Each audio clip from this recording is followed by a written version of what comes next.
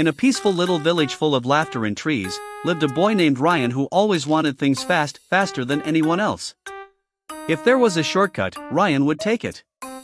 If there was a step to skip, he'd skip it: schoolwork, chores, even brushing his teeth. Instead of learning, Ryan copied his friend Adam's homework. "Why work hard when I can get it done quick?" he would grin. One day, he saw kids online making money with lemonade stands. The next day, he opened his own stand without reading the recipe, without washing lemons, and without asking for help. Oh! The lemonade tasted awful. People sipped once and ran away. Some even thought he was playing a prank. Ryan was confused. "I followed the idea, isn't that enough?" he asked himself. That's when Adam and a kind neighbor, Mrs. Hannah, came over. They taught Ryan how to wash, squeeze, measure, and mix properly. They even showed him how a small sign and a big smile could help. This time, Ryan didn't skip steps.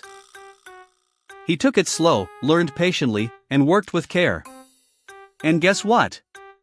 People came back. They loved his lemonade, and more importantly, they trusted him. Soon, Ryan was teaching others. The boy who skipped everything became the boy who helped others learn. And from that day on, Ryan remembered: you can't rush something you want to last.